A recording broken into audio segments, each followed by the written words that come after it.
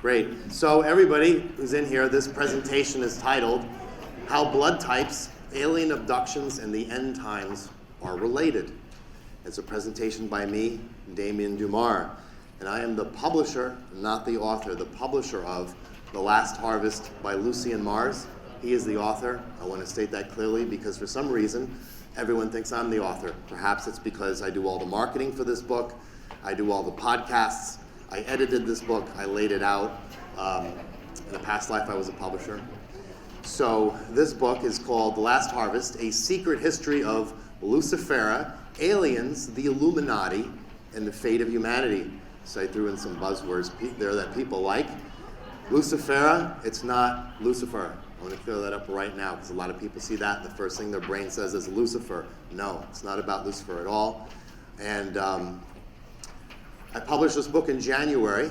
It's doing pretty well on Amazon. It sells quite well. I've been on many podcasts. We have it in Kindle, paperback, and an amazing audio format.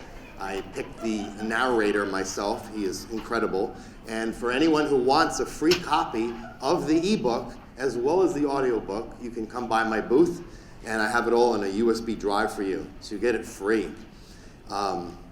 If you want the actual physical copy of the book, you're going to have to buy that because I'm not lugging all these books down here. So, what was that? Yes, my pleasure. So, this book is very unique because everything in this book is information that you have never heard anywhere before. There is a lot of information out there on topics such as reptilians. Most of it is recycled and garbage. The work of David Icke, I have to give him some credit for bringing the notion of shape-shifting reptilians into the forefront of consciousness. When I turn on The Simpsons or Family Guy or American Dad and they have some shape-shifting reptilian, you have to smile and thank David Icke for that. However, David Icke got a lot of things wrong. For one thing, he makes it sound like every reptilian is somehow the enemy of mankind, and that's not the case. As a matter of fact, the majority of the problems that occur on this planet are not a result of reptilians at all, but rather the grays that a lot of people at this event seem to like to worship. So as a matter of fact, someone blew up an inflatable gray doll and put it in my booth. I wasn't sure what to do with that, but so again, this book has been published because the time for secret societies is over.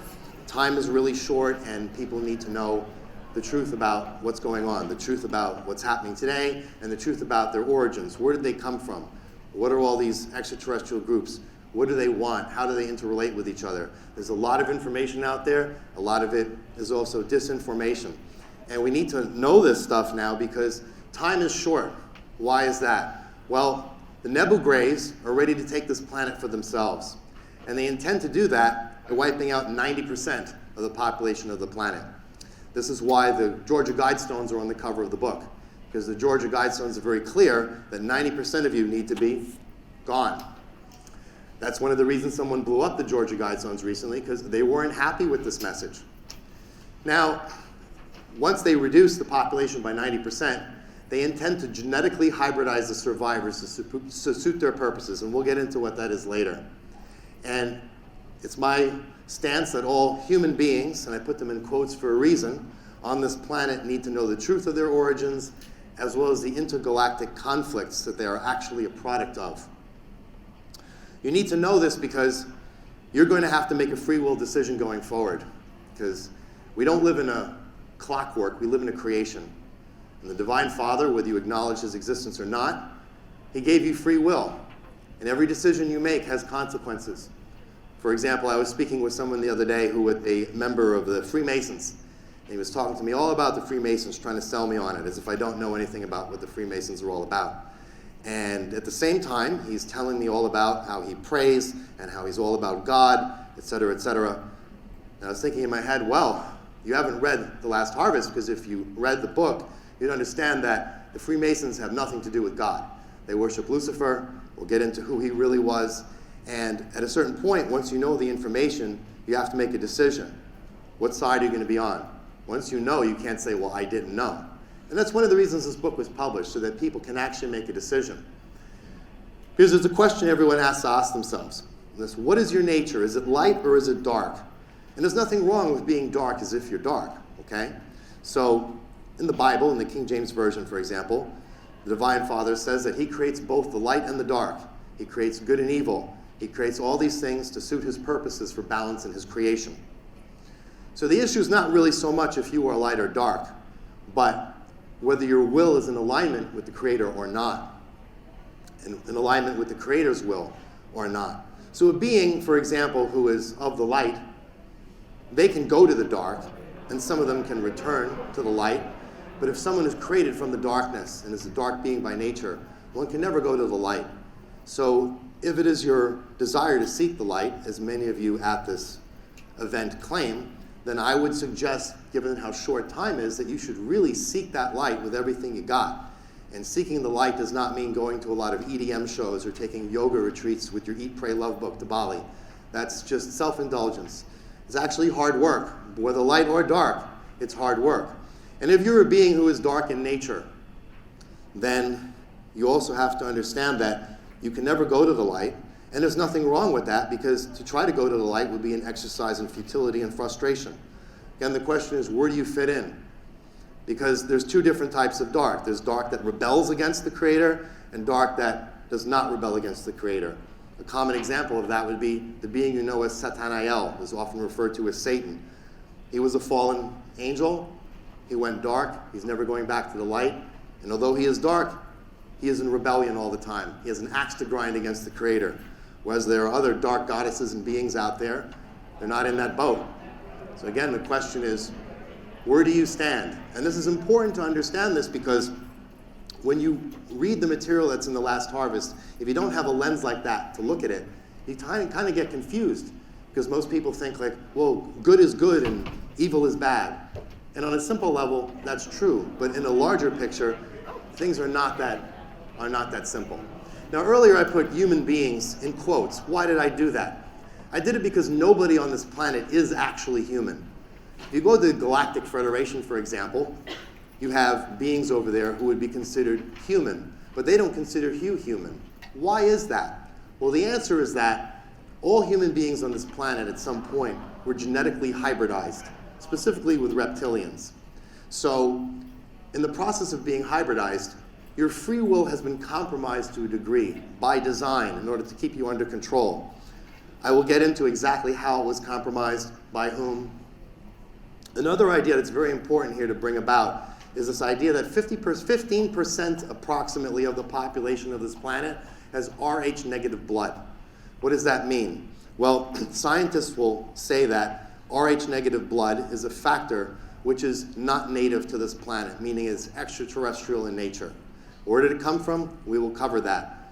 Every president of the United States, Rh negative blood. Every member of the Illuminati, Rh negative blood. It goes on and on. There's a reason for this. If you have Rh negative blood, and it's easy to find out if you do, you can go on Amazon. They actually sell a test, although they're not telling you what the purpose of this test would be, but you can see it determines for only $14.98 with free Amazon Prime shipping, you can tell, well, all your blood types, and you see Rh negative is snuck in there. Very useful. So if someone is curious about themselves, if one has an idea like, I think I've been abducted. I think I may have experiences. I think I may have abilities that are not normal for a regular human being.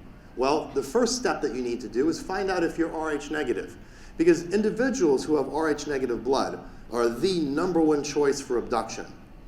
Why is that? It's because if you have Rh negative blood, you can be hybridized very easily genetically.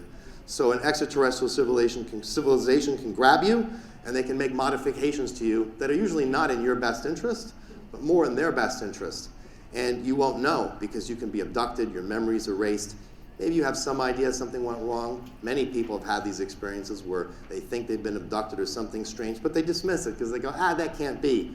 There are plenty of people I've met in my life who are Rh negative who had various abilities and superpowers, sort of like what you'd see in X-Men, though not as extreme, okay? Don't get it the wrong way. And these people, they tend to write it off. They say, maybe it's in my mind, until something really crazy happens. These individuals have all been hybridized to one degree or another. So if you have Rh negative blood, you're very much in demand. If you have Rh negative blood and you're also A negative, you're the most in demand. However, if you have Rh-negative blood, good enough too. And yes, not everyone who is abducted and hybridized has Rh-negative blood, but the majority of them do. And this is very important because if an alien civilization wished to graft their genetics onto this planet to take this planet for themselves, they would need those with Rh-negative to produce a vehicle by which they could easily put their own genetics on. Because one of these ideas that is you see in science fiction, like recently on Netflix there was that show Altered Carbon. Has anybody seen that? All right, in Altered Carbon, the basic premise of it is that people's soul and their consciousness can get put onto a chip and be transferred into various genetically modified bodies. So that's 100% fact, just not on this planet, at least you don't know about it. But in other extraterrestrial civilizations, immortality is practically achieved scientifically because a being can just put his soul and his consciousness into another vehicle and continue on as if nothing happened. So most extraterrestrials have very long lifespans to begin with. A Nebu gray alien has a lifespan of around 20,000 years, a verdant 60,000. You can imagine when you live that long, you can't be stupid. You really, even if you're dumb, you're going to acquire so much knowledge and wisdom you can run circles around anyone. Now a human being lives how long? 100 years at best? And after 50, 60 years, you're basically 2 feet in the grave and too stupid to lie down. Yeah? Let's be honest. Just go to hospitals and nursing homes. What can a human being possibly learn when it only lives 100 years? And this was done by design. Human beings' lives were truncated on purpose because they want to keep you clueless. So this is important to know. Now, I recognize that this is a love and light event for the most part. You don't want me bringing bad vibes. And I almost had to Trojan horse my way into this event. So when they interviewed me for it, I'm like, oh yeah, I'm an experiencer, right? I want to share with people. But now I'm here, so there's nothing you can do about it. You're gonna have to put up with me. Someone once told me you can't be evil and stupid. So with that being said, I will not focus too much on the darker aspects of this book. Although ironically, the darker aspects of the book are the easiest to prove. I mean, half the book is quote after quote of your own leaders saying they're going to kill you. They're not shy about telling you. They're already in a position of such power and strength, they don't care if you know anymore. Plus, you're all on Instagram and TikTok anyway. They don't have to fear you. I mean, you had plenty of time to do something about it, and you didn't. What did you do with your free will?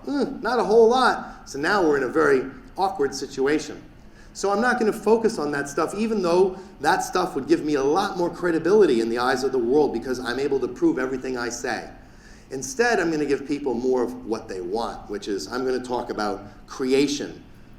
All the extraterrestrial groups, where did they come from? How did they make you? What were the intergalactic conflicts that made this a reality? So at the very least, you'll be very pleased to realize you're actually living in a bona fide space opera, right? So you watch The Expanse, Farscape, all those shows. Anyone watch those on Sci-Fi Channel? Guess what? You're living in it. That's kind of cool. So I'm hoping that once you learn that lightsabers are actually real and that George Lucas was an insider and knew something, once you know that Death Stars are actually real and out there, and there's actually one close by right now, you just can't see it because it's cloaked, well, maybe that excitement may give you the strength to unpack the darker aspects of the book on your own time, where I don't have to stand around with a box of Kleenex. Another issue is that planet Nibiru, which is otherwise known as Planet X, it's already here, as I mentioned. Too bad for all of us, it's an Anunnaki Death Star. It's not what people think it is. But then a lot of things are not what people think they are. So again, time is short, and there are no saviors. So I know a lot of people, they like the idea, especially religiously, of a savior coming to save them. Well, nobody's coming, it's just you. It's you and your free will. And what are you going to do with the free will that you do have? Because even though your free will was compromised to a certain degree by design, you still have enough free will to make decisions and to be held responsible. That's one of the reasons this book was written, so people finally have the information where they can start to exercise certain decisions. Now, some people will say to me, and many people have since I've been talking to people here today, well, where does this information come from, and who was Lucy and Mars? So here's the answer that's going to make you all look at me like this, okay? Lucian Mars is an ambassador sent from the dark mother goddess Lucifera and an interdimensional reptilian member of the hierarchy under her. A lot of you will be like, oh my, have you been watching too much science fiction? Well, just think about it. If you talk to the rest of the world about your experiences here that you hold true to yourself, they're going to look at you the same way. You're going to be like, abducted by aliens? What are you, crazy? Get a life. You need therapy. You're probably molested as a kid. It goes on and on.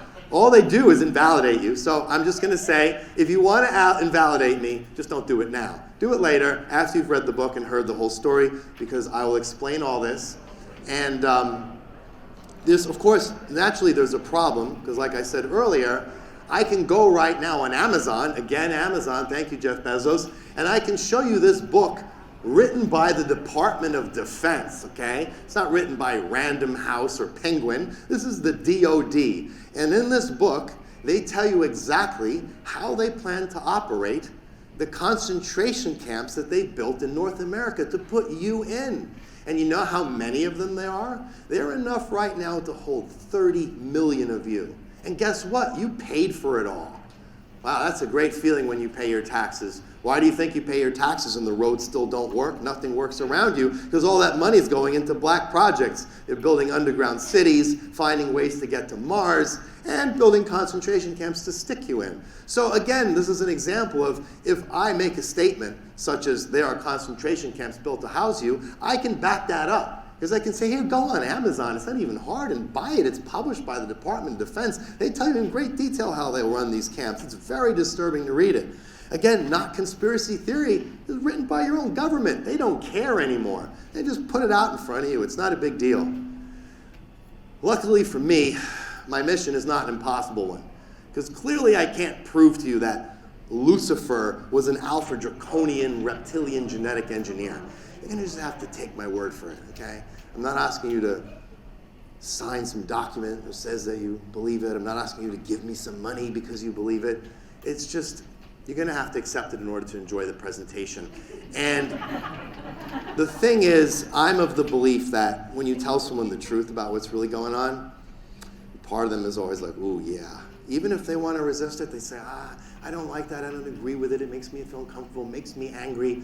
It's like a virus that's in your mind, you can't get it out.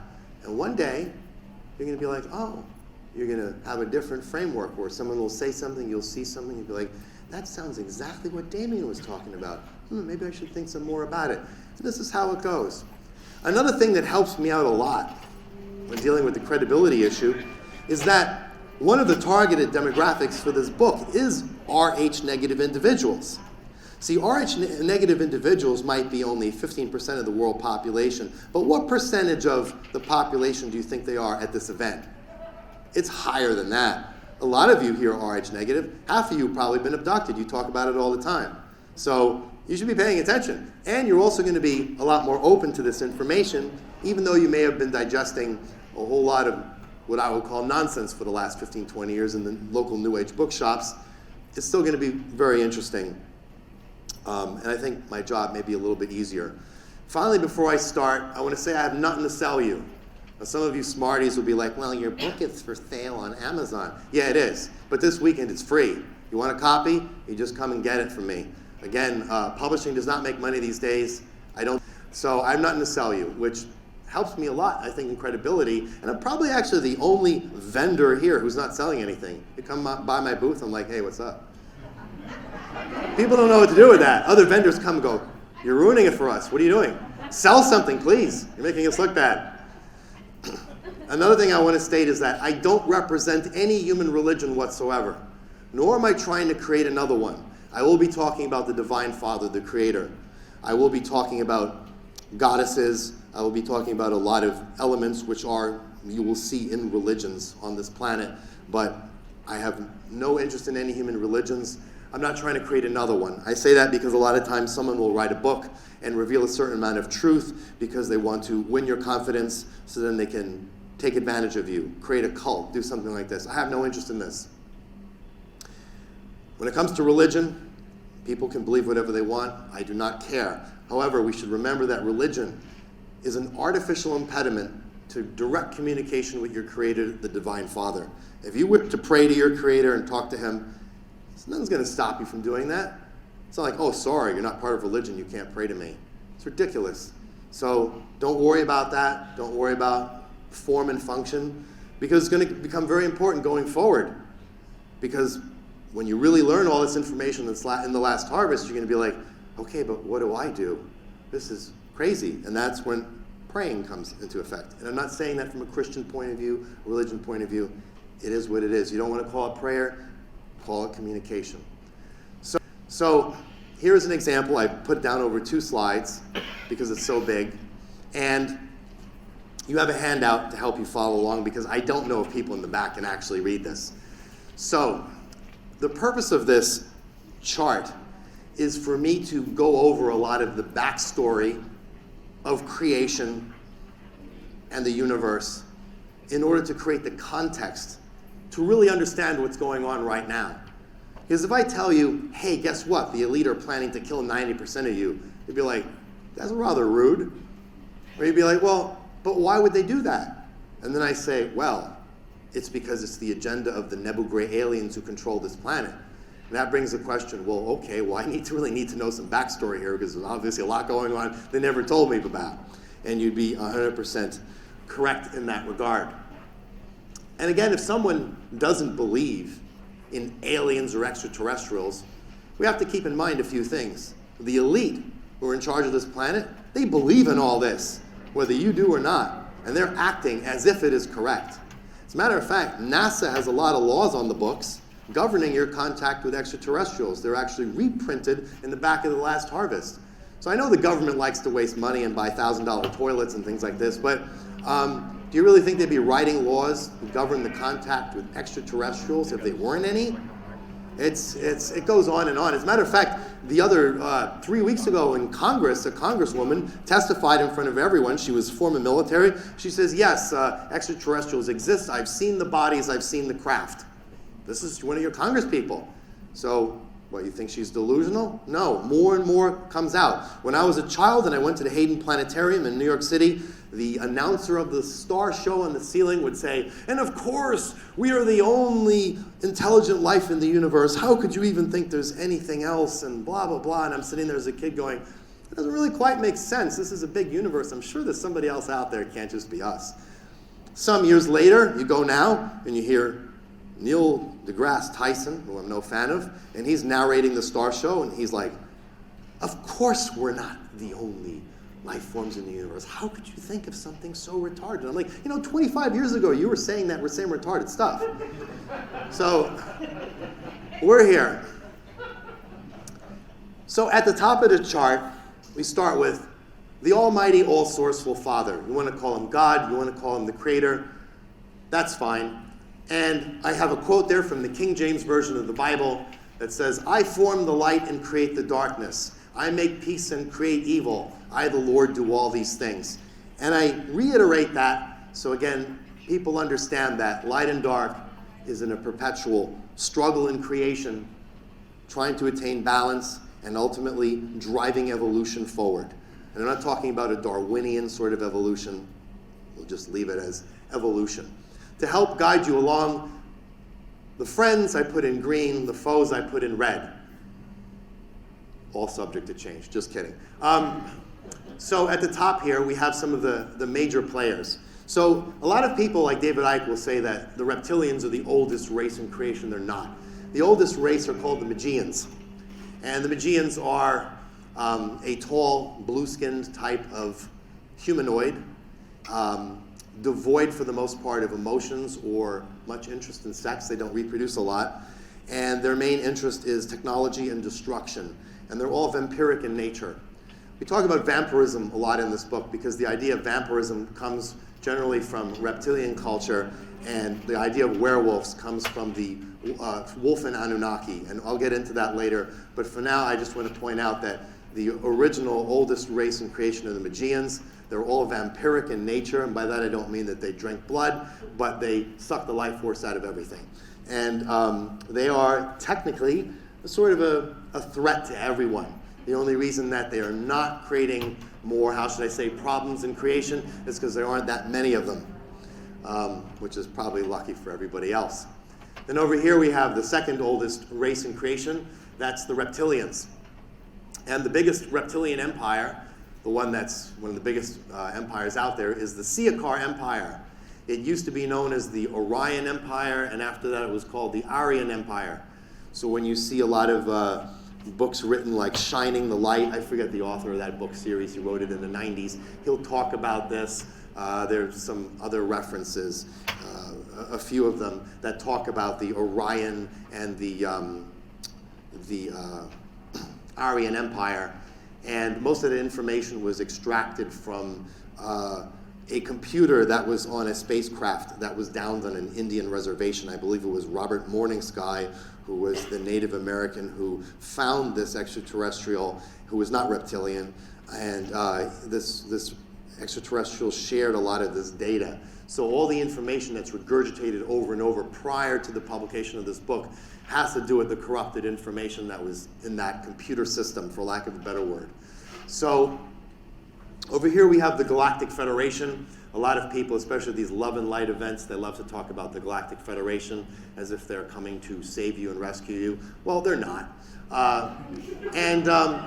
They are currently allied with the Siakar Empire. They're allies right now because they have common interests in that extraterrestrial civilizations. They really want this planet, and we're just in the way. They want the planet for its resources, and its proximity in the galaxy is good for intergalactic trade. And we have to keep this in mind. We live on this planet, we have this idea like there's nothing going on out there, when there's all this stuff going on, and we're just not allowed to see it. If you look up in the sky right now, there's so many craft, but they're all cloaked. You can't see them. So when someone does see a UFO, that's either a reverse-engineered US government piece of junk, or it's a craft by the Nebu Gray that came out from inside the hollow earth or out from under the ocean. And they allow you to see it, but if they don't want to be seen, you're not going to be seen. So the Galactic Federation is a federation of planet systems and alien races. It has a large, what we call, human component.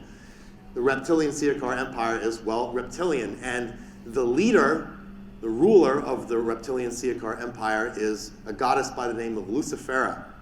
And Lucifera is interesting because, well, for many reasons, but within the context of this presentation, she is the original colonizer of Earth. The reptilians were the first to colonize this planet.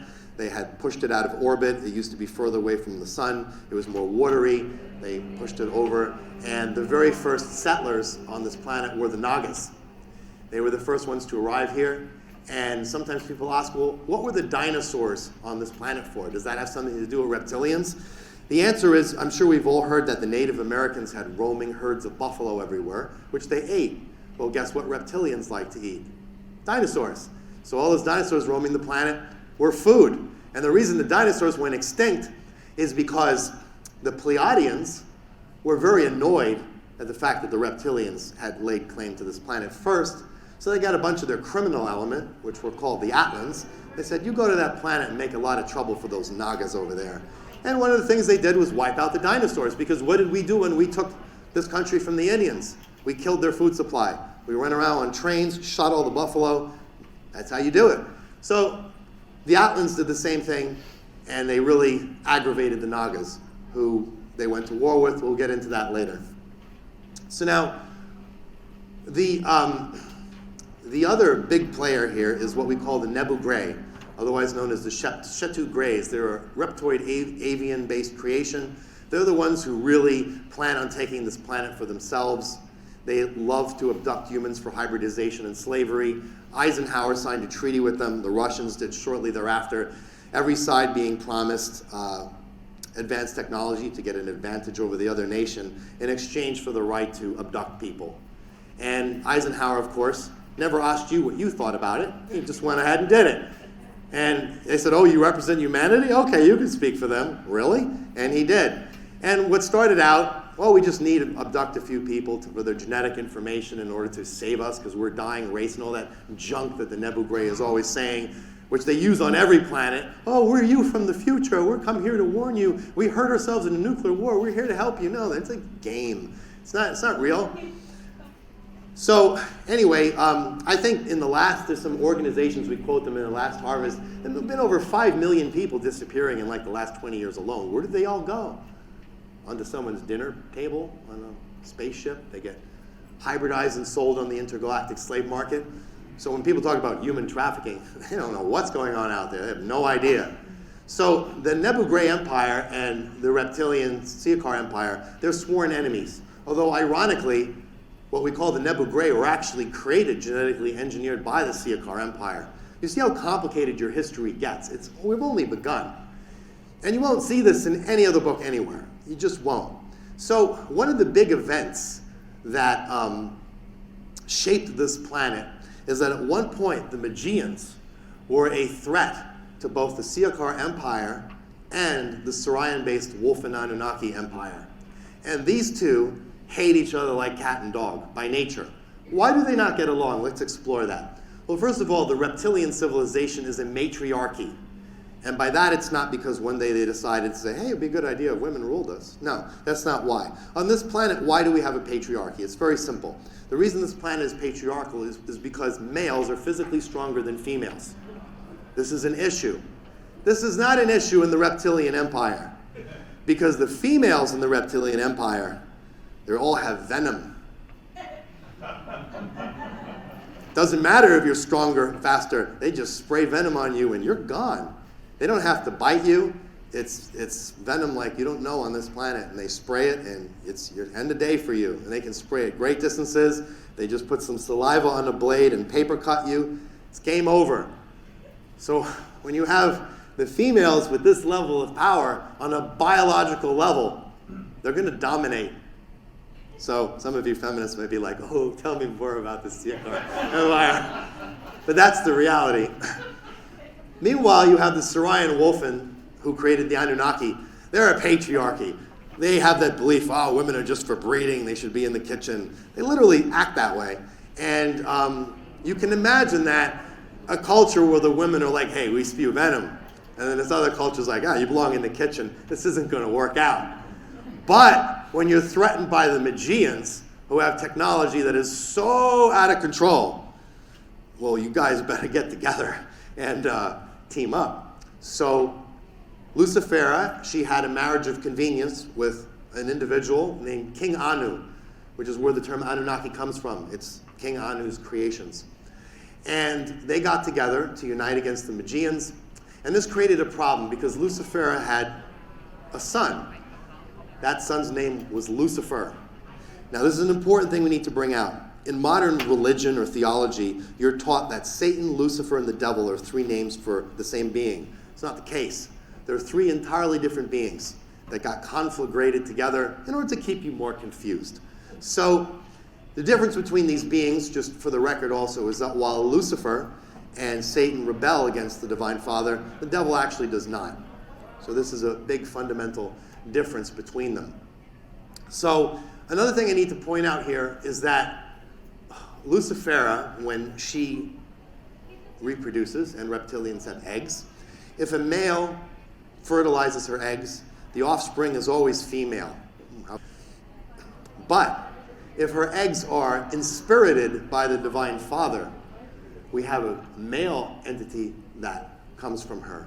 And that's where we get beings such as Lucifer, Jesus, various angels, the Elohim, anyone whose name ends in L. When you read the Bible, you read ancient literature and someone's name ends in L, they are a product of Lucifer's eggs being divinely inspirited by the Divine Father as opposed to being inseminated by a male drone. It produces a very different type of being. These beings have a very different nature. So, Lucifer was scheduled to inherit the throne, for lack of a better word, lack of a better way to say it. However, since Lucifer married King Anu, now he basically lost his right to the throne. He's not happy with this, yeah? It's actually King Anu's son, Prince Enlil. We've all heard of Enki and Enlil in mythology and history. Everyone's heard those terms. Well, guess who Enki is? Lucifer. Just another name. So Enki and Enlil, they didn't like each other. We know why. So Lucifer's idea, I'll call him Lucifer instead of Enki just to be very clear about it, was he always said with every waking moment of his day, what can I do to make life harder for Enlil? And at the same time, Lucifer had this idea. He said, well, if I can't have my kingdom in the reptilian Siakar Empire, maybe I can create a kingdom here on this planet and rule over all the beings on it. He had some ideas. He was a genetic re-engineer, and that's what he did. He wasn't a warrior type of being. He was more of a scientist. So it's important to point out here that the concept of, like I said earlier, vampires comes from the reptilian culture, because a lot of those females, they have fangs, they drink blood, and they're vampiristic in nature, much like the Magians. But not all reptilians are, just a certain class of them. And the Anunnaki, the story of the werewolves comes from them because their countenance is lion-like. There's some drawings that one will see. I should have put one in the presentation where they are shown on Indian temple walls what they look like. And they look like werewolves, and they're all cannibals. They eat each other. They eat their captured people in war. They eat the dead. They don't need rations as an army because they just eat everything around them. And they're terrifying. So the concept of the werewolf comes from there. So I'm sure you've seen the Underworld film franchise with Kate Beckinsale, right, with the Lycans versus the vampires and all that. This is based loosely on this idea. What's interesting about the Underworld series is it talks a lot about the idea of hybridization. What happens when you hybridize these creatures?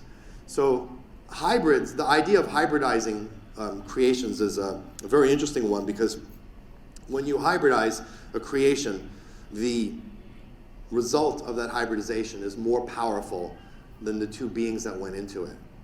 And so various extraterrestrial civilizations are always engaged in hybridization. If you want someone to mine an asteroid, you have to design a physical form that can operate in the vacuum of space. And then you can put consciousness or a soul into it, and it's a slave. You can have it work. If you wish to create a super soldier or a being like that, you can genetically modify a being for those purposes as well. One of the reasons that the Nebu Gray aliens, the Greys we all know about, is so angry all the time, and really they're not a happy bunch, is because they were one of Lucifer's first creations. They were created as slaves, given that metalloid sort of body they have, and very small because they were working in mines. So when people say, well, why are the Freemasons called the Freemasons? They say, oh, because we were stonecutters who worked with stones and built the pyramids. No, you didn't build the pyramids, Lucifer did. But it's kind of a half-truth, because the Nebu Gray were actually stonecutters. They were genetically engineered to work in mines, but they ended up rebelling. And that created a problem that still exists to this day. So this sibling rivalry created a lot of different creations. So Lucifer, he was out engineering various races of human beings. And so what's interesting about Enlil is that he went under another name. His name was Yahweh, because he thought it was a great idea to impersonate the Divine Father. He wanted to play God. So when you have technology that is 100 million years more advanced than ours, actually several 100 million years, you will appear to other beings as if you were godlike. You're certainly recreating life, which you can easily say, I'm creating life, even though you're not. And Yahweh is not the Divine Father. Yahweh is actually Enlil. So the Anunnaki and the Wolfen were making a lot of other very interesting beings, too many to name, a lot of them which were created with no sense for what these beings would do, the havoc they would wreak, what their future would be. There is not a lot of morality or ethics. Like on this planet, we have people who talk about, oh, what are the ethics of selecting my child's eye color? We should make this illegal. Ridiculous. You think extraterrestrial civilizations have those issues? No, they do whatever they want. So two of their most famous creations were the Nephilim. A very bad idea, because the Nephilim were running around eating everything on the planet. They were giants and cannibals, and they made life very difficult. So when you see shows like the Japanese anime Attack on Titan, anyone seen that? Probably, right? When you see Attack on Titan, there's something inside of you that's very disturbed when you see those cannibalistic giants. Most people experience that. Why is this show so successful? Why do I feel this way when I watch it? It's actually a genetic memory. You're remembering the Nephilim, because that's what they did. They just ran around grabbing you and eating you.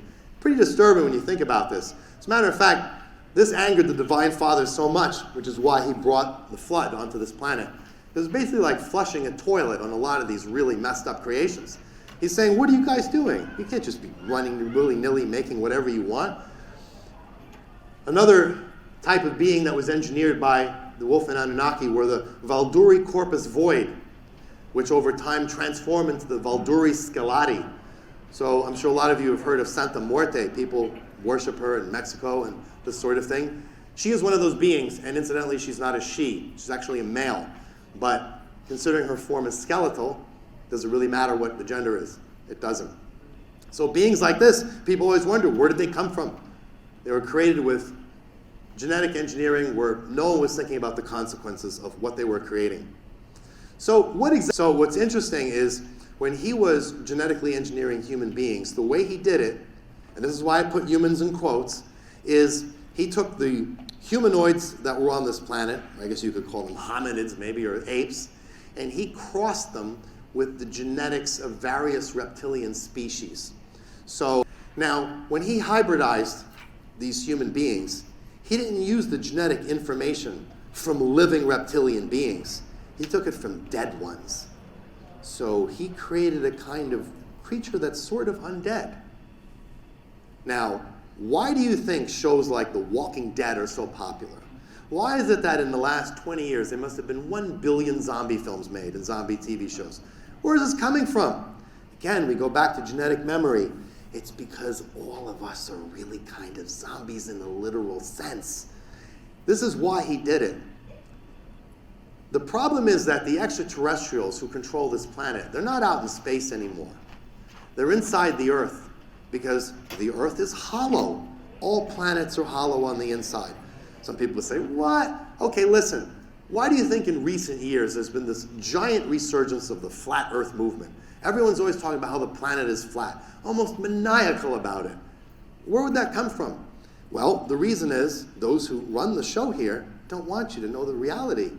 So there's a reason why all the countries on this planet signed the Antarctic Treaty to agree to never go to Antarctica, and they all respect that treaty. Okay, when in history has there ever been a situation where every country on the planet is respecting some treaty? Especially when it's like, oh, don't go explore this place that could have all these valuable resources. No way. There's a reason why no one goes down there anymore. And it's because the beings who live inside the hollow earth will kill you. So it's that simple. They say, you're not coming down here? You ain't going down there. No. So another thing we need to think about here is that life exists on all planets, not only on the surface or inside of it, or even between the surface and the hollow earth, because we have all these underground cities and deep underground military bases and maglev trains crisscrossing under the planet, which a lot of people know about. But we also have life on different dimensions on the same planet. So right now we're sitting here in this room, and there's maybe 50 different radio stations going by here, but we don't hear them. If we have a radio, we tune it, we can hear them. Well, guess what? Creation's like that too. So if you switch frequencies a bit, you could be in the same space in a different realm. That's how you can have spirits and entities and et cetera, because they could be in the room with you. You can't see them or touch them, but they can see you and touch you. So a lot of activity is occurring inside the planet as well as on the surface on different levels. So as it turns out, the Nebu Gray Empire that is in control on this inside of the planet, they're in a bit of a different dimension.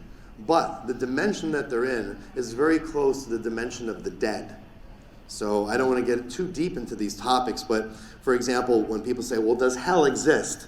Yes, it does. There are many types of hell. When we talk about the idea of hell, a human being can be, or any sort of being, regardless of what they are, can be reincarnated, for example, onto a planet where life is very miserable. I'm sure you could say that that would be a type of hell. Same way you could be reincarnated onto a planet where life's pretty good. That would be kind of like a type of heaven. That doesn't mean there aren't actual hells, actual dimensions where beings are placed and they suffer, where dark beings live. And there are many different hells because you can't send every type of creation into the same hell. Some creatures would be like, I like this human hell, it doesn't bother me at all. So you have to send them somewhere else, yeah? But human beings, they get to send to their hell. So all this is important. Why am I saying this? Because in order for humans to be controlled very easily, you would have to create a link between us up here on the surface and the inner earth in a different dimension where your controllers live. The best way to do that is through the realm of the dead. You anchor the human beings into the realm of the dead. And you do that by genetically hybridizing them with the genetic material of dead reptilians. This is where the unconscious mind comes from. So when you hear about Freud and all the psychiatric community always talking about the unconscious mind and all that, and I don't know, when I was a child, I wasn't loved enough, and now as a result, I'm always seeking out relationships where I'm also not loved. We all acknowledge this is a real problem. I mean, how many books are in the self-help section trying to figure out what to do about the fact that you don't have control over your conscious mind? I mean, this is a huge issue. So the natural question that comes out was, well, do other extraterrestrial species have an unconscious mind? No, only you do. So what Lucifer did when he was genetically re-engineering people was very clever, but also very nasty. Because now you have a huge part of your consciousness that you don't have access to. But guess who has access to it? Those who control you. And this is why human beings are so easy to influence. They're always going to war. They never learn. How many humans have a very high IQ and are emotionally retarded and continuously do things that are not in their best interest? Clearly your free will has been somewhat compromised. And this is the guy who did it, because that's what he did. He gave you an unconscious mind. And that's one of the reasons that humans are so easily manipulated. This is why I put human beings in quotes, because you're all hybridized to some degree or another, regardless of whether you have Rh negative blood or not. And this is what makes humans on Earth very different from the humans found in the Galactic Federation. It's also one of the reasons why all those extraterrestrial civilizations, they don't like you. They want nothing to do with you. Because from their point of view, you're irredeemable. There's nothing that can be done with you. You're genetically a mistake. And I know that sounds very harsh, but it is what it is, and you don't have to believe it. It doesn't mean that there aren't extraterrestrial groups that are trying to get people off this planet, but guess who they're trying to get off? They're trying to find Rh negative people who've been hybridized, that they can adapt into their civilization. You think they're going to pull your local gangbanger off the street and put him on the Galactic Federation? This is ridiculous. No, they're looking for people who have genetics that are valuable. And not all hybrids are valuable. A lot of hybrids, you can't do anything with them. If someone was hybridized to be a professional killer, what are you going to do with them, right? It's an issue. What do you do with people like this? A lot of them, they just have to put them down. Not to mention that there are a lot of beings on this planet who aren't human. They walk around in a human body, because people who are hybridized will always run into other people. Why do I connect with that person so much? Most people who are hybridized, they don't get along with other people. How many people in this room feel like they don't get along with generally the people out there in the world? There's a reason for it. It's because just like a mother of an animal recognizes that those children are not from her litter and wants to kill them, other human beings, they're not entirely stupid. They can smell, or for lack of a better word, detect that you are not right. They're looking at you and they're like, well, that person might be very attractive, but there's something wrong with them. And they're not wrong, they know. So they're cautious. And listen, if you're Rh negative female and you reproduce with a male who's not Rh negative, your kids are going to come out usually with autism or something very wrong with them, because these blood types are not meant to mix. And scientists and doctors will tell you that. They know. That's why they're checking for the Rh negative blood type in mothers who are pregnant, because they know what happens. They don't know why, but they know. And when you're born, they're checking whether you're Rh negative. Why? Because the controllers of this planet want to know where you all are, because you're valuable. You don't want to let them run around. And back in the day, they would let you know, but now they pretend, oh, we don't check for that. Yeah, sure you do. Of course you do. So what's interesting here is, well, where did the Illuminati come from? The New World Order, all these beings. I mentioned to you earlier that the Atlans created Atlantis, and they were always fighting with the Nagas, who at the time had a civilization in Lemuria before they all went into the Hollow Earth, where they all are now today. And we all know that Atlantis and Lemuria, they brawled it out in both continents, whoop, under the water. Oh, what? The question is, how did Atlantis end up doing such crazy things? Well, a lot of these particular creations of Lucifer, the albino Kingu Babar hybridized Caucasians, they somehow found their way into Atlantis, and I guess they were very attractive or something, but they ended up breeding with the Atlans. And that created a problem, because the resultant of that procreation created a type of being that was highly problematic. and they very quickly took over Atlantis, just like they've taken over this planet now. And once they took over Atlantis, well, that was a big issue because they're doing a lot of wacky things. And after Atlantis sank, those individuals who survived, they went on to become the Illuminati. And the Illuminati took on the name Temple of the Sun, the Freemasons, and finally the New World Order. And they still worship Lucifer, even though Lucifer is not around anymore. But that's another story. But they don't know that, and they still worship him. On the surface, they say, oh, they're into God, or they come up, pretend they're Christians or whatever, but they're not. They worship Lucifer. And it makes sense because from their point of view, he was the creator. So this Illuminati, they've usurped control of Atlantis, just like they now have usurped control of Earth. And they do it with the help of the Nebu Gray. The Nebu Gray love it when other people do their dirty work for them, because why should we kill everyone? I'll just get the Illuminati and the elite to kill you all off. We'll tell them, yeah, hey, Bill Gates, buy up all that land with all the drinking water and the cattle on it, because when we get to rule over all of this, yeah? The problem is what Bill Gates and a lot of these elite don't know is that as soon as they've done their job, they're being killed next. Because this is what the Nebu Gray do. It's part of their playbook. They did it historically with Marduk. We go into great detail in the book about that. And when they were done with him, they buried him under the Great Pyramid. Well, maybe. Either way, he's dead. Who knows where his body is. But they took care of him. They didn't need him anymore. And he realized too late that he'd been manipulated and played.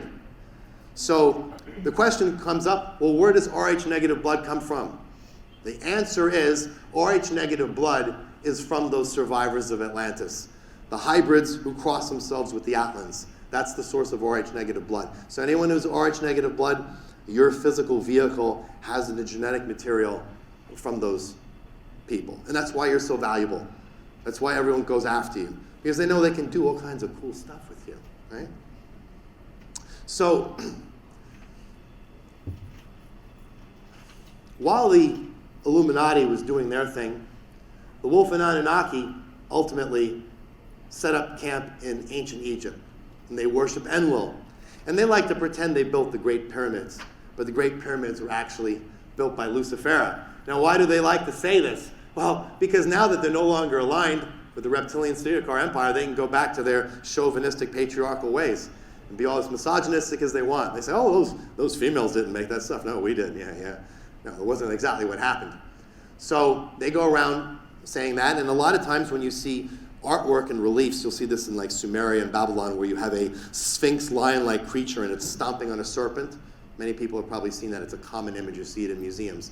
That is an image that is Wolf and Anunnaki, and what it symbolizes is them conquering their reptilian nature. Because the truth about the Wolf and Anunnaki, as much as they may hate the matriarchal reptilian Siricar Empire, is that they are a serpent-based genetic as well. But they don't like that part of themselves, so they like to pretend like they overcame it, and they have that male kind of delusion about greatness. So this has always been this conflict between Enlil's progeny, because Enlil is long gone, still competing with the creations of Lucifer, who's also not so long gone, but gone as well. And what happened at a certain point in history, which led to the mess we have today, is of course the Nebu Gray, who rebelled and were on their own. They approached certain queens, lesser queens, who were part of the reptilian Siricar Empire, who had been charged with running this place, just like if you had a corporation and you put a couple female executives in charge. And the Nebu Gray came to them and said, listen, you don't really have a lot of opportunities for advancement in your empire currently. How about we all get together and just take this planet for ourselves, right? And they said, that sounds like a good idea, right? So they're traitors. They betrayed Lucifera and the reptilian Siricar Empire, broke away, joined up with the Nebu Gray. They actually teamed up with the remaining Anunnaki, and they've kind of have a stranglehold on this planet. And they run everything, and the elite basically just do their bidding. So all these secret societies we have where people are doing all sorts of wackiness that you read about, it's all basically tied into that. Now, if we come over here and we go down a little bit, we can see that, again, like I mentioned, the Temple of the Sun, the Illuminati, Atlantis, they went to war against the Nagas that are now in Agartha, who were in Lemuria at the time. Both continents sunk. The biblical flood that destroyed the firmament and caused all that flooding and flushed the Nephilim and all the others down the drain, although some did survive. That occurred. And what happens is interesting is in the Bible when Noah built the ark, that's because Noah was one of Lucifer's children. Lucifer liked having sex with human females. He really, that was his thing. Yeah, I guess we can understand that. But and he had a lot of children. And one of them was Noah. So of course, when he knew that the planet was getting flushed down the toilet, he's like, oh, I better go tell Noah, hey, this is what's happening. So Noah's like, oh, I better build this ark here. So now the ark wasn't the wooden boat, okay? So people searching for that, no, it's not a wooden boat. But either way, that's what happened. So what happened to the Illuminati ultimately? Well, many of them have fled inside the Earth, or they've gone actually to Mars. And there are wars that are going on Mars right now that they're losing because all the extraterrestrial civilizations that are around here watching this unfold, who all want this planet as well for themselves, and humans really are inconsequential to them, they will not let these extraterrestrial groups get off this planet. So we have a situation where it's kind of like the Alamo, where this is the last stand. And this makes the situation very dangerous because if you're an extraterrestrial group and you have nowhere to go because you'll be killed, and this is your planet and you want it for yourself, you're capable of doing some nasty things. They don't have an ethical or moral compass like humans may or may not have, right? And this becomes an issue. These are the questions humans don't ask because humans get so caught up in religion, whether they're Christians, Jews, or Muslim, they all very fanatical without realizing that, listen, if you're going to be a good person, just be a good person. You really need someone to teach you how to be a good person? Maybe you do, but there are other ways to learn how to be a good person, right? You can take an ethics class at college. I'm not trying to knock anyone's religion. I'm just trying to point out that there's nothing to stop you from praying to the Divine Father. You don't need a religion for that. You don't need a religion to be a good person. If you want to be religious, that's fine. Nothing wrong with that. But keep in mind that this came from somewhere, and when you look back in history, how many wars do we have based on religion? Even now, we see in Israel the same thing going up again. Islam is Judaism versus Islam. You want to call it Hamas versus Israel. It's all the same thing. Before that, you had the Crusades. This is endless religious wars. Now, do you really think that the Divine Father who said, thou shalt not kill, is a fan of killing in his name? No, he's not. He says clearly he isn't. So basic logic, it's a problem. So what happened to the Nazis at the end? A lot of them fled to Antarctica, into the hollow earth, and actually out into space. So if you ever see that show on Netflix, Iron Sky, anybody seen that? No one's seen Iron Sky. It's a comedy, but it's, but it's based on reality. This actually happened. So again, I recognize very clearly that a lot of what I've said, I can't prove any of this to you. I can't. I can prove to you a lot of other things that are in the book, but this aspect of the material I can't prove. Because the first half of The Last Harvest covers the intergalactic history, the exopolitics, and the true history of this planet. But what the second half of The Last Harvest covers is what is happening on this planet now and stands to have the greatest impact on you. Because while it's nice to know that lightsabers do exist, they do, the Death Star actually exists, it comes from the Searkar Empire, it really doesn't benefit you now other than give you entertainment. And it gives you context to understand what's going on now, because now you know a lot more about why the Nebu Gray want to kill you. You know why people are abducted. No one ever knows. You think they're abducting you to probe you or some ridiculous thing? No. It's not like they're a bunch of degenerates. They don't care about that. They're abducting you for a really good reason. So while the first half of this book can definitely be classified as speculative, the second half, no, that's not the case. Here we got, it looks like the screen didn't translate properly. Something wrong with the software. So anyway, for example, the plan, reduce the world population by 90%. Here we have the Global 2000 report, 1980 report commissioned by President Jimmy Carter. Talks about advocating depopulating the planet to the 500 million level. I can prove that. You can go find that report. That was already, Jimmy Carter was a long time ago, yeah? Look at this, Catherine Austin Fitts. That's a real person. I can prove she exists. Former Assistant Secretary under George Herbert Walker Bush, Oh, look, she's also talking about depopulating the planet down to 500 million. Wow, that number keeps coming up a lot. Oh, what's this? Former U.S. Secretary of State Robert McNamara? What? He's also talking about taking down the population? Kissinger, Gorbachev, it goes on and on. They're not shy about it. Now, if all your world leaders are saying this, I think you should pay attention. Something going on. You can't say, oh, Damien made that up. These aren't my words. This isn't even the words of Lucian Mars. This is the words of your own leaders and your elite. And what's interesting is that just like the number of 500 million keeps coming up, or equivalent, the idea of the year 2025 keeps coming up. It shows up over and over. If we talk about the idea that by 2025 an unprecedented threat would materialize. We talk about the U.S. Air Force Symposium. What this is, the quote is cut off, is that they said by 2025 they'll have total control over the weather, which means they can create famines and genocides at will. So why go to war with another country when you can just starve them out by altering the weather and destroying them? And already we have massive amounts of weather control in place. None of the weather is natural at this point. So over and over, we see these numbers occurring. 2025, that's right around the corner. That's like a year and a half from now. Some people say, well, why 2025? Is that some sort of magic occult number? No, that's just the number when probably all the underground bases are done. So they don't need you anymore. They needed your tax dollars to build these bases to pay for them. They're not paying for it themselves, right? Human beings no longer really needed. The Industrial Revolution is over. At this point, what are you going to do? They don't need billions of people on TikTok and Facebook hanging out all day. Yeah, you're in the way. Time to go. So what are these vectors of depopulation? Well, the first one is nuclear war. Before I left New York City,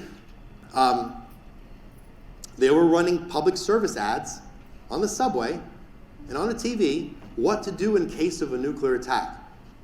Is there something you guys know about that I need to know about? What are you talking about? And then their response was, well, yeah, if there ever is a nuclear attack, just go into the center of whatever building you're in and you'll be okay. I'm like, I don't think that's how nuclear attacks work. It's the city of New York, so I mean, anything's possible, right? We see in the Ukraine what's going on between Putin and the rest of the world. Putin, you can go right now on YouTube and find YouTube videos of Putin live in front of an audience explicitly saying that if NATO keeps encroaching or if the US gets involved anymore, he will start using nuclear weapons without hesitation. Wow, that's pretty impressive. I mean, he has children. You really think, like, if you're a parent, you have children, you think it's a good idea to start dropping nukes everywhere?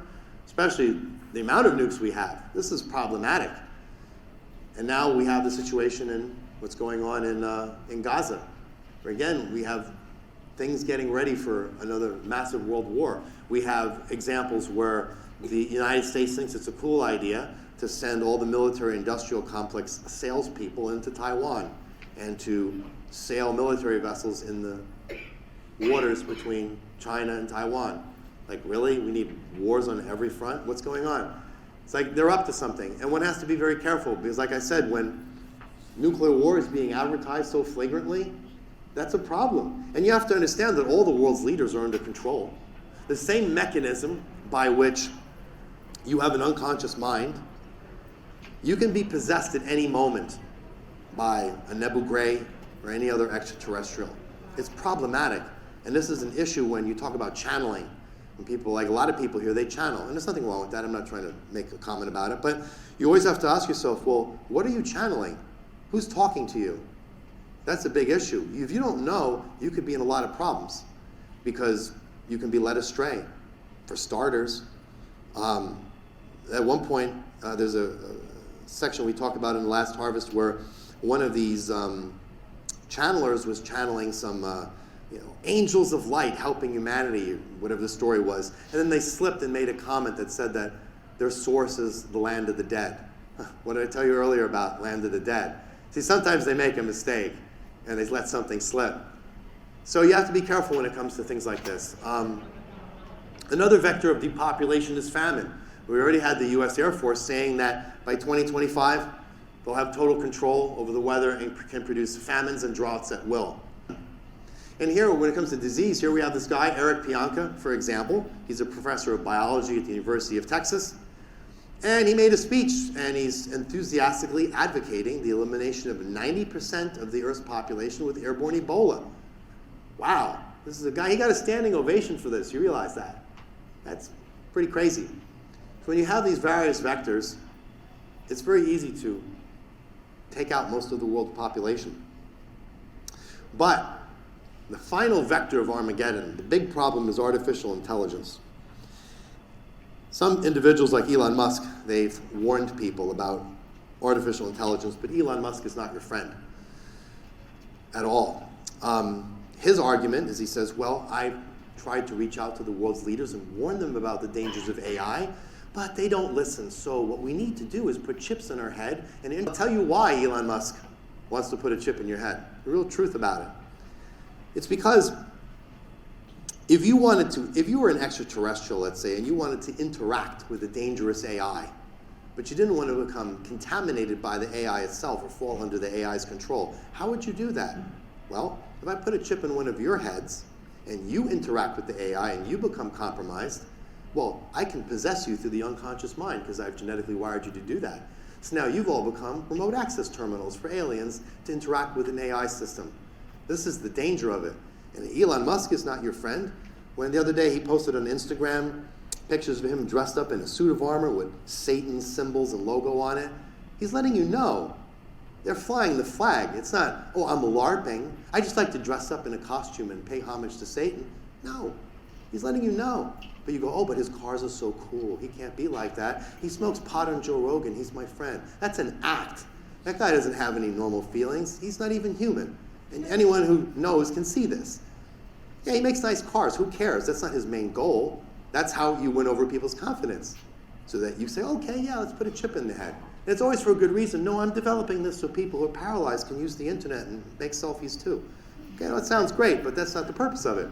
So when he throws up all those satellites into orbit, another one of his businesses, satellite. Hey, what are you doing that for, Elon? The official story is, well, we want to provide high-speed internet to kids in Africa. Oh, okay, that's good. No, it's so he can control the chips in your head, you morons. Get it straight.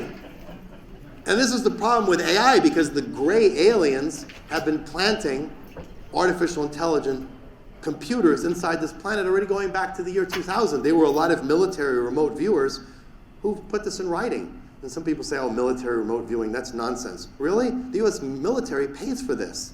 They spend millions and millions of dollars for remote viewers, and these people are all decorated generals, and they use it in active intelligence gathering, so it's not made up. And they've seen what the Greys are doing, because the Greys hope, again, that you develop AI, and then they can take it over, and they have more control over you. And a lot of them enjoy this because they consider it, again, we're talking about rebellion, as a direct affront to the Divine Father. They say, oh, you can create things? Watch what I do. I create an AI system. It's going to start creating things like crazy. Because what do you think an AI is going to do if it's created without any kind of wisdom? First thing it's going to do is look around and say, well, all of you don't need to be here. And then it's going to combine itself with robotics and nanotechnology, and it's going to reshape this planet in its own image, whatever that will be. And that means repurposing all your genetic material, meaning you, into something else. You'll all be dead. And that might be really fine and dandy if human beings were all killed off from the point of view of a lot of these extraterrestrials, but there's another problem. Because AI won't stop at just this planet. It's going to say, well, I want to be a spacefaring consciousness too.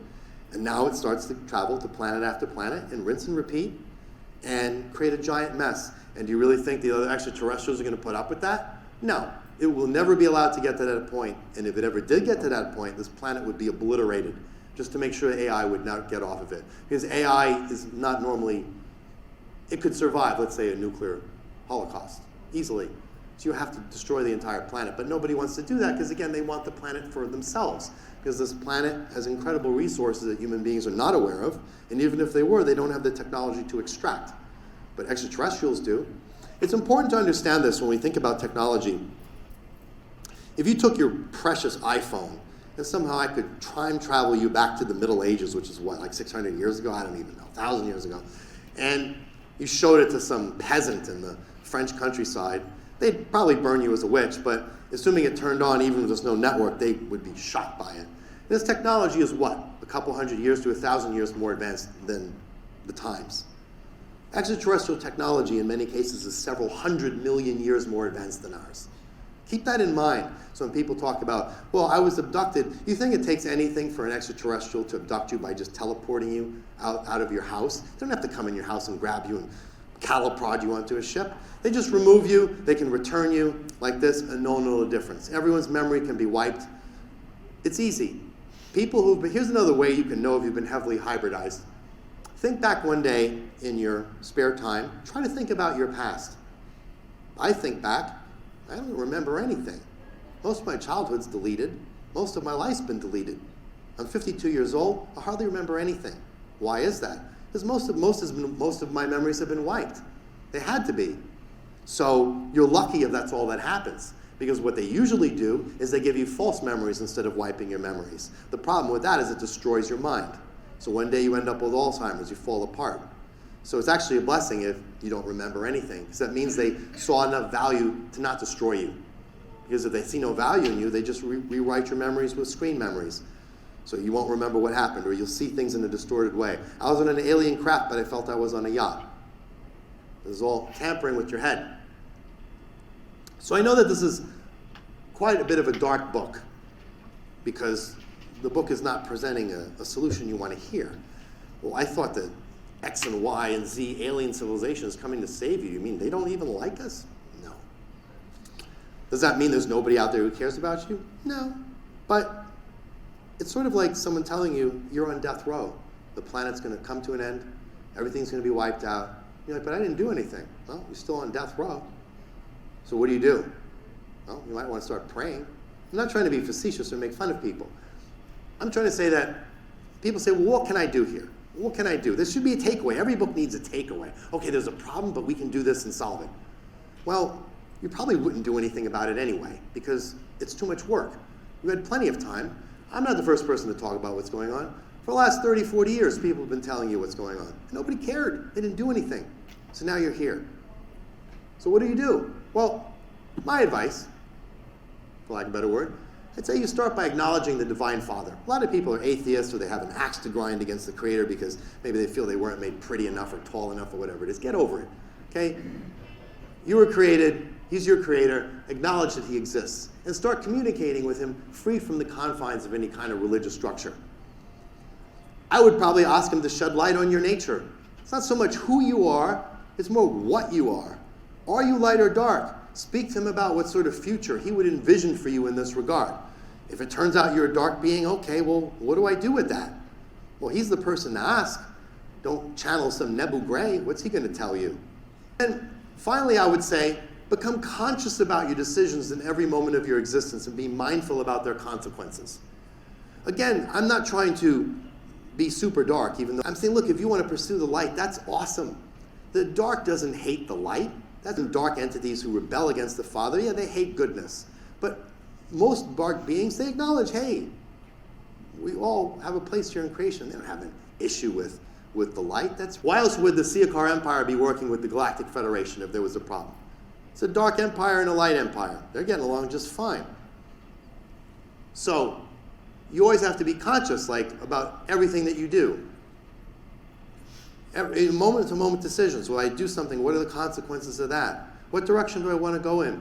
So if you're seeking the light, okay, what can I do to do that? How do I do that? If you don't know, pray about it. I'm not talking about it in a religious sense. Just ask. Say, what can I do about this? And see what the answer is. You'd be surprised. People never ask the Creator for anything unless it's like, oh boy, I'm about to go to prison. Oh, if you don't make sure I don't go to prison, I'll be a good boy going future. He probably hears that 1 billion times a day. Whereas, oh, can I win the lottery? Blah, blah. Why, if you were the Creator, what would you think if that's what you heard all day? It's kind of depressing. Really? Ugh, my creations? Yeah. So that's what I'm saying. So it's not that you can't do anything. For example, if someone wanted to do something about this, one thing you could do to delay it, even if it was inevitable, is you could all get together and you could lobby Congress and say, listen, I want full transparency about where all the money for these black budgets are going to. You could say, listen, I know you have enough concentration camps built to hold 30 million of us. We want them shut down. We want them turned into homeless shelters. There's not enough of a housing problem. Let's fix it. Let's use these camps for something. All these underground deep military bases and cities, we want access to it. And until you give it to us, we're not going to work anymore. We're not going to pay our bills. We're not going to use the internet. We're not going to travel anywhere. We'll let everything collapse. It'd be very easy. See, the elite, the Nebu Gray who are in control, there are not that many of them compared to you. And they know it in the back of their mind. They say, wow, we've really got this place on lock. We have everybody kind of under control. But what would happen if they all woke up what was going on and just stopped obeying? What if nobody went to war? What if Putin said, hey, let's all go invade the Ukraine, and the Russian people were like, no, I'm going to sit here and drink vodka. What's he going to do? Maybe put a bullet in a few people's heads to get them to comply, but if people said, put a bullet in my head, I'm not going to war, he couldn't do nothing. It's only because people volunteer for this. See, this is the trouble with human beings. Yes, your free will has been compromised to a certain degree, but you still have free will. You need to do something about it, because if you don't, the inevitable is indeed going to be the inevitable, which in a way is not really a big deal, because none of you in this room are going to live more than 100 years anyway. A lot of you are probably over 30, so it's 30% gone. The last few years of your life suck anyway. So when you think about it, what's the big deal if you all die? It's not like you're going to hang out here for any period of time anyway. You don't have 20,000 year lifespans, so you're just going to die and your soul and consciousness will go somewhere else. So you probably want to have some idea of, well, where am I going to go? Because even if, here's the thing, this is the crazy part, because people look at me, oh my God, this is so negative. Listen, even if none of this was true, and they're not trying to wipe you all out, you're still all going to be dead in less than 100 years. You're already dead. Quite literally, in a sense, thanks to Lucifer's genetic engineering, but you're really all basically walking dead, waiting to die. So if you believe you're going to go somewhere else in the future, shouldn't you be acknowledging the Divine Father anyway and saying, hey, what am I going to do with my future? Because you're not going to die, because you have a soul, you're going to go somewhere. So you might want to say, where am I going to go? And you have some say in that. You can choose to open a soup kitchen or shoot up a school. Both are going to have consequences. One, you might like the consequence. The other, you might not like the consequence. Anyway, I would like to thank everyone for attending this presentation. I think I'm running down on time a lot. And if anyone has any questions about anything that's in this presentation, you're more than welcome to stop by my booth at any time and talk to me about anything you'd like. And again, anyone who shows up gets a free copy of the book and the audio book too, so you can listen to it when you're doing cardio, when you're driving. Probably nobody does cardio here, but I'm sure you drive around to Publix or Walmart or something, so you can listen to this, and it's an incredible narrator, and I only touch on the surface of what's in this book. It's several hundred pages of things that no one's ever heard before, and you'll just be blown away by it. And why would it hurt you to know this? Well, you might not feel very good reading it, but it's certainly not going to harm you in the long run. It's actually going to arm you with what you need to go forward, because you could very well find yourself in a FEMA camp soon. And there's so many of them. What are you going to do there? Play Nintendo? No, there are no Nintendo games in the FEMA camp. Sorry. So, better get with the program now. That being said, I'm Damien Dumar.